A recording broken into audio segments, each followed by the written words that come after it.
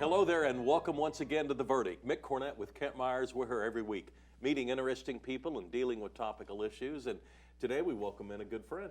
Yes, Brenda Jones Barwick, the president and CEO of Jones PR, will be with us for this show, and we're really pleased. We've not had her on before, but we've finally lassoed her and got her. She came in kicking and screaming. No, I think she was happy to be here, and we're really happy to have her. A lifetime of life experiences and collection of experiences, and we're going to get into all of that as well. Is how do you run a public relations firm in the 21st century when communications is changing all the time? Brenda Barwick, today's guest on The Verdict. All right.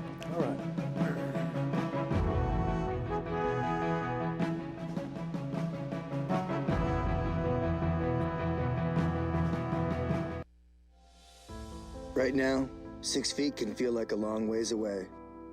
But from 6 feet, we can still smile at each other. From our doorways and our stairways, from opposite sides of the street and opposite sides of the country.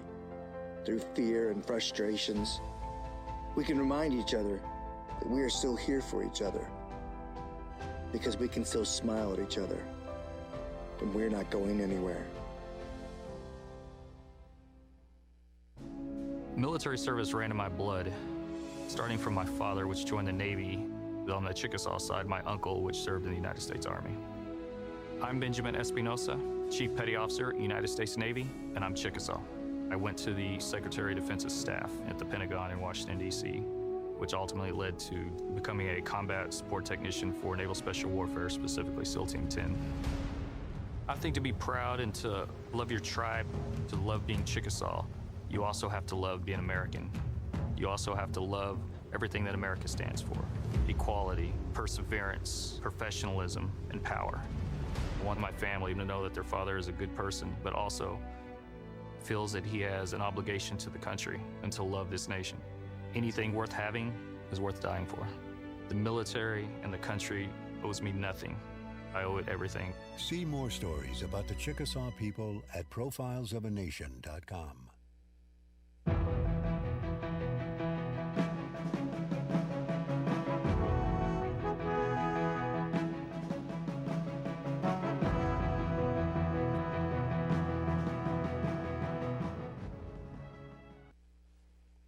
Welcome back to the set of The Verdict. Mick Cornett with Kent Meyers, and Kent's going to introduce today's guest. Today, as we indicated, we are really pleased to have Brenda Jones Barwick as our guest. Brenda is the president and CEO of Jones PR. She did her undergraduate work at Oklahoma Baptist University. She then got lured to Washington, D.C. for a while, in fact, about 15 years, where she served in the White House under President Reagan and was a speechwriter for President Reagan. Then she left the White House and went in to do some foreign service work in Switzerland, particularly in Bern, Switzerland, working with the Department of State. She was 15 years in D.C. before she came back to Oklahoma. And when she returned, she founded the Jones PR firm, which is an award-winning public relations firm here in Oklahoma City, in Oklahoma, I should say, and has led that firm ever since. She serves on a number of boards and agencies and helps the community every way she can, and she's quite effective at that. But we're sure glad to have you, Brenda. Welcome. Thank you, Kent, and thank you, Mick. I appreciate and am honored to be on The Verdict. You launched your company in 2001. The internet wasn't brand new, but it wasn't what it is today. And now we think of all of the changes in communications. When you're running a company that specializes in communications, how do you handle this incredible increase in just the number of opportunities to communicate with people? Hire a lot of young people. Well, because the pace is so fast, and you know the industry, public relations, communications, marketing, and media has changed more in the last 10 to 20 years than it had like in the previous 50 years. So we used to live and die by, you know, the morning news and the 5 o'clock news, and now it's 24/7. And it's more than just your traditional media. Now we have digital media platforms, and what is really big right now is influencer marketing. And we're always looking for new ways to get our story out about our clients, to help tell their stories to their constituencies and to the publics that impact their companies. And so we have to, really bring in a lot of different types of talent, because so we have people who are experts in digital marketing, we have people who are experts in buying traditional media, and we also have to have experts in knowing how to write for different platforms now. So, at one time, it was a standard news release and standard format, but now you've got to write that story in several different forms. And because how you write that story and tell it in a news release that's going to go to a traditional media is different than how you're going to tell the story on a digital media platform.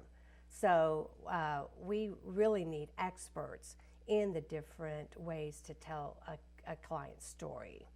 Well, you started out your writing career at the top. Yes, I did. Being a Yes, I speechwriter got very for lucky the with President that. of the United States. Yes, that's exactly right. Explain how that came about. Yeah. Well, after Oklahoma Baptist University, I transferred to OU and I got my journalism degree there, where I became very active in college Republicans. And that led to a position at the Republican National Committee. And so I started setting up college Republican clubs on campuses all across the country. And this is 1979 and 1980. And Republicans were not very welcomed on college campuses then. And so we established and started creating college Republican clubs and chapters in preparing for the 1980 election. And from my experience at the Republican National Committee, I met somebody who ended up working on the not that time president, but the candidate Ronald Reagan campaign for president. And that led to a position on the campaign. And I was working on setting up events, fundraising events across the country. And then fortunately, candidate Ronald Reagan won and became president, and so started working in, again, the public relations and writing in the White House, and that's kind of what helped lead to speech writing. And it was in the second term when they created a position for me, and I don't think anyone's ever had this type of position before, but I really coordinated and wrote a coordinated messaging and a theme for the president on all issues related to all of his personnel appointments. And so this was for media releases, it was for news conferences, for talking points, it was for his speeches. I worked closely with the speech writing office, and then also preparing all of his materials for a meeting we had every Thursday with the president on personnel related matters. And so that's how the journey, that was the journey to becoming writing speeches for the president. I have to ask, I think I know the answer, but I just have to ask. Did you write the famous Reagan line, "Now there you go again"? Oh, I think that one's President Reagan's himself. He's the author of that one. How much did he ad-lib? I mean, since you knew what the script was supposed to be, were there times when he went off script? He did not go off script because he already had the script himself. So what he did do is he would rewrite speeches. And so the speech writing office would write it, but there was no one who could write his own words better than President Reagan. And if you remember, he was called the great communicator. And that is because he really knew exactly what he wanted to say, how he wanted to say it, and you could try to put words in his mouth, but they were always his words. So, some may feel like he ad-libbed, but they were really his words, and he had already thought through and had written on the speeches what he was going to say. And with his background, the use of a teleprompter probably came very easily. Yes, because previously he was governor of California, but also he was an actor, and was in several movies. And so yes, reading a teleprompter was natural to him. He was, but he also, was reading his own words. So he was very that added to his comfort of using a teleprompter. Your time in Switzerland, explain how that came about. Yeah, so towards the end of the second term for President Reagan, he actually said he needed me in Switzerland. There were some changes being made, and asked if I'd be interested in going into the Foreign Service and working at the American Embassy in Switzerland, and with the caveat that it may be short term, may be long term, because this was near the end of his term, and certainly didn't know who would win the election. So I went in August of 1988 and ended up being there almost 2 years. So it turned out to be quite a lengthy time. That's a pretty place to vacation for a couple of years. Yes, it was. It was great. I loved it. It was fantastic. And then after that, did that prompt your return to Oklahoma City? So I stayed in Washington, D.C. during President George W. Bush, H.W. Bush. He was number 41, President number 41. And I continued working at the State Department on a presidential commission that was looking at how USAID is invested, so how we support developing countries. And so we finalized that report, and then unfortunately President Bush lost, and that was when I returned to Oklahoma. And when I returned, actually it was first with Feed the Children. And yes, and that was really a great natural for me, coming from the State Department, working in international relations, and then working with Feed the Children, which is headquartered in Oklahoma City, doing international relief work. So I was able to continue using my State Department and some of my contacts from the United Nations while I was at Feed the Children. All right, and then you joined Ackerman McQueen. Yes, but yes, I did. Let's get to a break before we get to that. So we've taken Brenda's life story and we've got her back in Oklahoma City. We'll get into those details when we return on the break.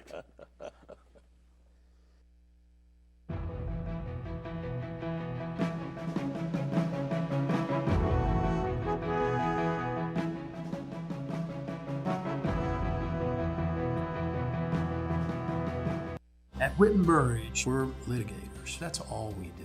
All of our clients, some sort of wrong has occurred to them. We try to right that wrong. Corporate America, they have all the power. It's sort of like going against an army. I like helping the underdog. That's what gets me up out of bed every day. Our success rate is phenomenal, but that's not all they get. We care about people. I'm very proud of what we've been able to do for our clients, and I'm looking forward to what we're going to do in the future. There's still a lot of wrongs that need to be righted. Want to know a secret? We're coming to OKC. This year we're switching from reindeer power to horsepower. We'll see you on December 9th, 10th, and the 11th, and again on the 16th, 17th, and 18th. We'll be visiting all your favorite OKC hotspots to deliver a unique Santa photo experience for everyone in your family. And net proceeds are going to some wonderful charities like Oklahoma Lawyers for Children. Go to cruisingwiththeclauses.com and follow us on Instagram. We'll see you in December, OKC. Merry Christmas! When I came to work for the ODVA, I started realizing the opportunity to take care of veterans. It's a powerful thing when you realize that you are taking care of people that made history. Working here is a calling. It's really, really important that they don't just come here to exist. We want to give them meaning to their lives. We try to make life happy and meaningful and fulfilled for our veterans. OU Law has a history and heritage that are unparalleled. At the University of Oklahoma College of Law, we empower our students to pursue the career of their dreams. We have the highest U.S. News ranking ever achieved by an Oklahoma law school. We are the first law school in the country to launch a college-wide digital initiative. And this year, our competition teams rank #2 in the nation. OU Law, generations of excellence, limitless possibilities.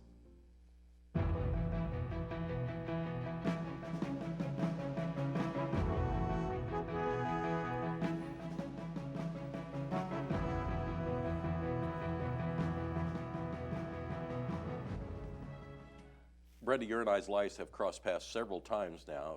At OU Journalism School, and then I remember one time running for re-election as mayor, and I didn't have a campaign staff at all at the time, so I asked Brenda if she would send out a press release just to announce that I was going to run for re-election. She was kind enough to do that, and now she's asked me to join her staff and help look for new clients and help in the communication side. But we also both had a stint at Ackerman McQueen, yes, although at different times. Right. Talk about Ackerman McQueen, because it's kind of a legendary corporate influence here in Oklahoma City. Yes, Ackerman McQueen at the time was the largest agency in Oklahoma, and working on, and they still do to this day, work on major brands. And one of the most fun opportunities I had at Ackerman McQueen was getting to work with the Dallas Cowboys when they came, unfortunately, after the bombing. And the Dallas Cowboys came to Oklahoma City and really helped work with the first responders, and that was, so I really should say that was really an honor to have that. And but anyway, like Dallas Cowboys, so they worked with a lot of big brands, and that was a great opportunity. I was there for 6 years, and then I talked to Angus McQueen, and this is something that a lot of people don't know about him. And I was very close to Ray Ackerman as well, and at the time Angus was running the agency, and so I told him I had a passion to have my own firm, public relations, and Ackerman McQueen's really known more for its advertising and less for its public relations.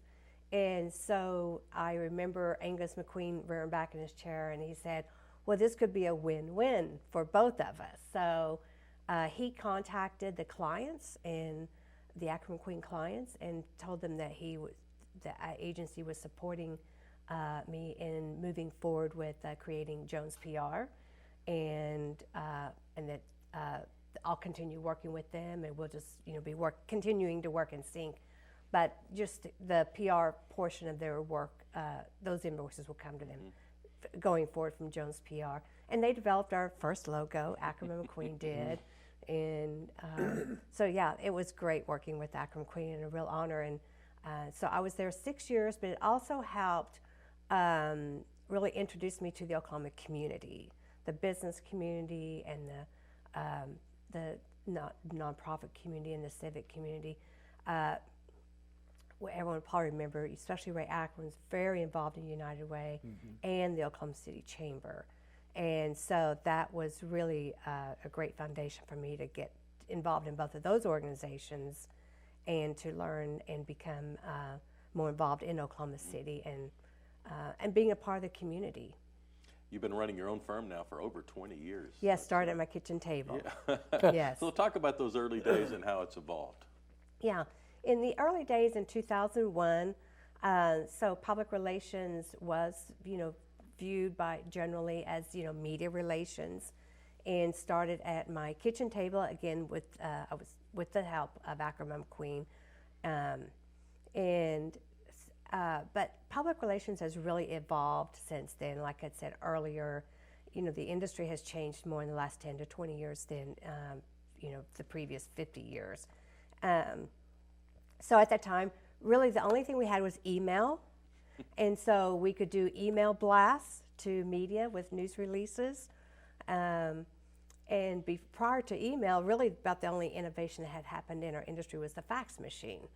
And so email was new. The social media was beginning at that point. People were still learning how to use social media as a business tool. Specifically at that time, Facebook was the predominant one, and so just had to start learning how to take these new tools and use them to tell business stories instead of your favorite recipe, or what showing pictures of hanging out with your friends. So, that social media and the digital marketing has also evolved. And then digital marketing is really more about the websites.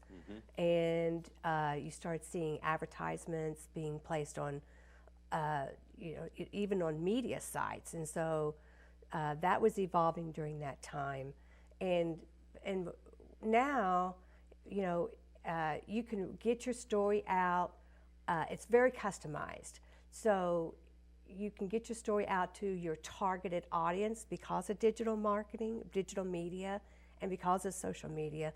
We can tell a client's story if they want to reach, you know, specifically, you know, a single mother with 2 children who has these particular, you know, they have a pet. She has these interests. So we can really target our message for our clients to their exact audience. I mean, really down to the household. So, whereas before we were doing mass marketing because everybody was getting their news from the same source, now people are getting their news from digital and social media platforms and also influencers. We've developed influencer marketing is really the fastest growing area, and we have over 100 influencers across the state of Oklahoma who we work with on a regular basis because they have followers. They may not have 1,000 followers, they might have 50 or 500 followers, but this is the target audience we're trying to reach with a particular message. So, you know, that's how we continue to get our message and tell our clients stories while people are in different ways that people are consuming their news and their information. To me, social media almost creates an opportunity because if you're a business, your story is going to be told. You're either going to be in control of your story, or others, or maybe your competition is going to be in control of your story. Yes. So you almost have to seize the conversation and the messaging, and if you don't, it will be filled as a vacuum and probably not in your favor. Right. Yeah. You got to fill the void with your story, and really, you want to make sure there's no void. Yeah. So fill it so that there is no void, which would then create unfortunate opportunities for your competition. How has hiring changed from hiring 20 years ago to now? Because as you said, you bring in a lot of young people because they're more in tune with social media and the cutting edge. I would say 20 years ago, I was really looking more for generalists in marketing and communications. But now we are really looking for people with specialties, and that specialty would be like in digital, writing, buying media. So we are seeking now more people with specialties. And I think you've seen that in the university, you know, the colleges of journalism. You know, you've got people graduating with sports broadcasting, whereas before, you know, you just got a broadcasting degree. Now it may be sports broadcasting. And so you're seeing that at the university level too, that there is more specializing taking place. What do you think of Oklahoma City as a market? Because you communicate with PR professionals all across the country. Right. We got about 45 seconds left. Okay. Well, Oklahoma, I've always been passionate about Oklahoma has some of the brightest talent here. And so that's one reason why I wanted to build my agency in Oklahoma and not Washington, D.C., is because I believe that the Oklahoma talent in communications can compete regardless if they're here or if they're on Madison Avenue in New York or if they're on K Street in Washington, D.C. And we proved that, Jones PR proves that, by the national awards we win, and also we're the only Oklahoma agency PR firm to win the Lion Award in Cannes, France, and that is the top of creativity. Brenda Jones is our guest today. Brenda, thanks for your time today. Thank you for having me. I appreciate it. Appreciate it. Kent and I'll have a final word when we return.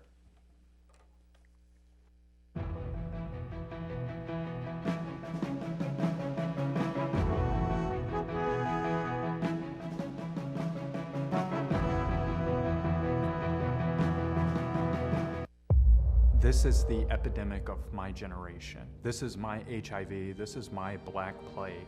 In the midst of one of our state's largest crises, Oklahomans are dying from this preventable and treatable disease on a daily basis.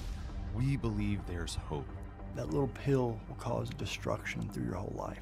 Watch the entire award-winning 9-part docuseries Killing Pain, made available by Fighting Addiction Through Education at killingpain.com.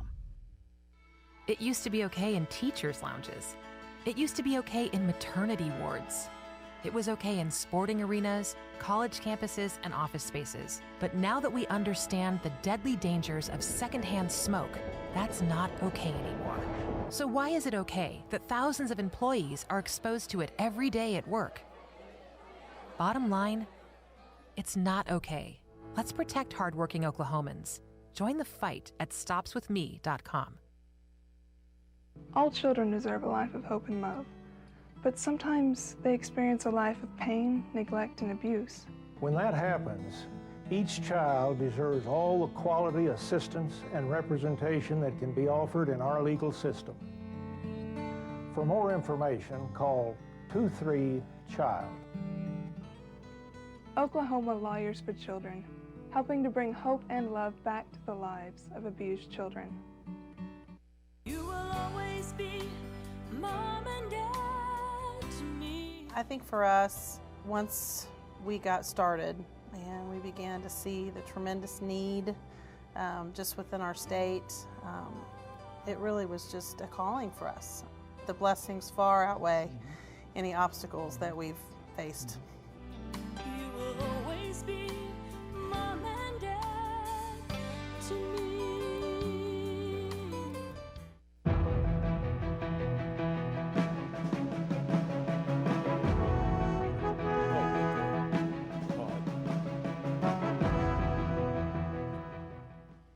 Welcome back to the set of The Verdict. Mick Cornett with Kent Meyers, wrapping up the show with public relations professional Brenda Jones Barwick. Yeah, she's a well-kept secret in Oklahoma. She really is a bright, effective person in the public relations area and just generally promoting Oklahoma and Oklahoma City.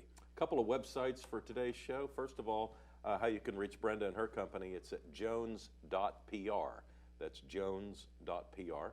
And we have a website, theverdict.tv. You can log on and tell us about a guest you'd like to hear from or a subject you'd like to see us discuss. But that's going to do it for this week's show. For Kent Meyers, I'm Mick Cornett. We'll see you next week right here on The Verdict.